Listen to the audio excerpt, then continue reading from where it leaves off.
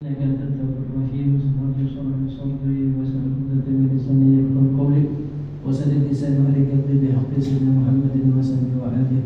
سبحان الله الحمد لله ولا إله إلا الله أكبر ولا حول ولا قوة إلا بالله العظيم. أما بعد. فاتحة إلى صاحب المصنف هذا الكتاب حجة الإسلام أبو حامد محمد بن محمد الغزالي على هدي النية وكل نية الصالحة بنية البركة. الفاتحة. أعوذ بالله من الشيطان الرجيم. يا ابن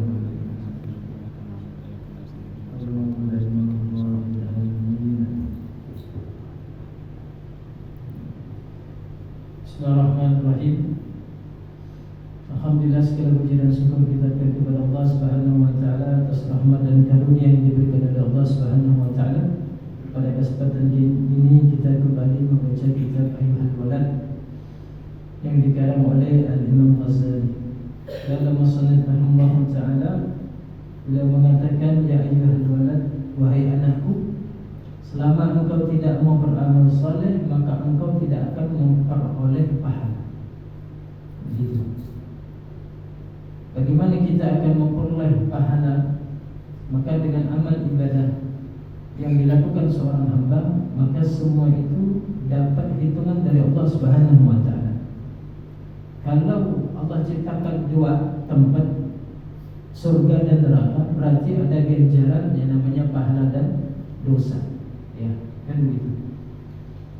Wal asri innal insana fi khusrin illa alladziina aamanu wa 'amilus shalihat. Dan demi masa sesungguhnya manusia itu dalam keadaan merugi kecuali mereka yang beramal saleh.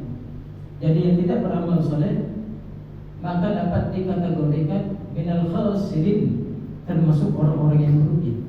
Beriman dan beramal saleh merupakan keuntungan yang mulia bagi mereka-mereka yang ikut jejak kepada Nabi kita Muhammad sallallahu alaihi wasallam.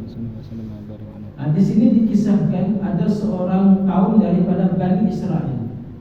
Di Israel sana adalah orang yang beribadah kepada Allah Subhanahu wa taala selama 70 tahun. Jadi 70 tahun dia itu isinya ibadah hanya kepada Allah Subhanahu wa taala. Kemudian dalam ibadahnya itu dia meminta dan memohon kepada Allah agar dapat berkumpul dengan para malaikat. Bayangkan, hasil ibadahnya dia ingin kumpul dengan ciptaan Allah yang mulia, yaitu minal malaikat. Maka Allah mengutus kepada seorang malaikat mengkabarkan sebuah informasi kepada ahli ibadah yang daripada Bani Israel ini. Apa kata malaikat yang disampaikan kepada ahli ibadah tadi?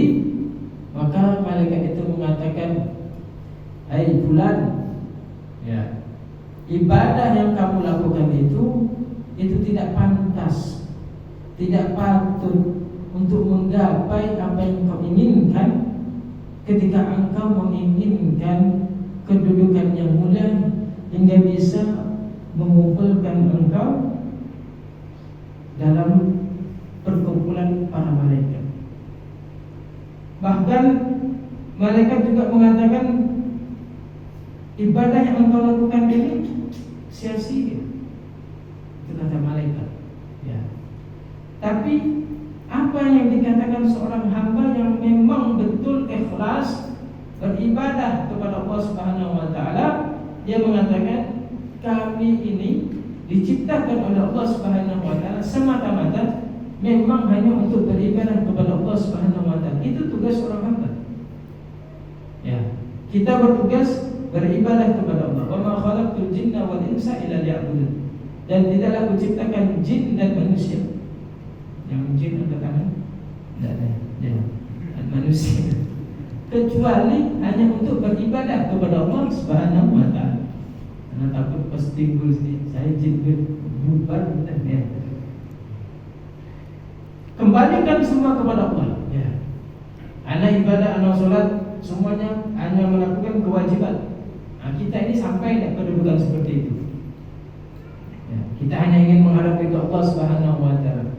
Artinya selain surga, kita harapkan ridho dan kasih sayang Allah Subhanahu wa taala. Kita menyadari Allahu Akbar. Dalam ibadah yang kita lakukan ini semata-mata memang tugas ana ini ibadah. Memang saya seorang hamba harus sujud rukuk kepadanya. Ya.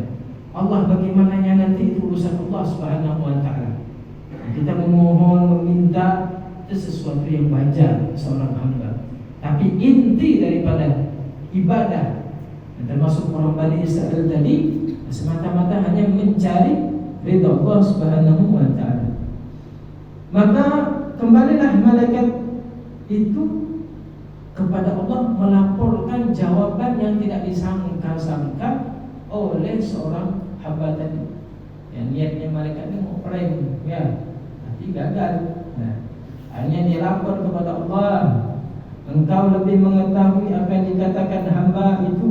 Allah berfirman, wahai malaikatku, apabila ia tidak berpaling dari ibadah kepadaku, maka dengan sifat kemurahanku aku pun tidak akan berpaling darinya. Maka saksikanlah wahai para malaikatku bahwa aku telah mengampuni segala kesalahannya. InsyaAllah ya. Apalagi kita umatnya Sayyidina Muhammad sallallahu alaihi wasallam. Mustahil ya, derajatnya lebih rendah daripada Bani Israil. Nah, kalau kita beribadah seperti itu semata-mata mencari keridhaan Allah Subhanahu wa taala, bagaimananya nanti itu urusan Allah Subhanahu wa taala. Yang penting kita beribadah dengan ilmu syariat, dengan ilmu yang diajarkan ulama. Kita mengikuti tata cara bagaimana kita beribadah kepada Allah Subhanahu wa taala, dan yang kita cari adalah keridhaan Allah.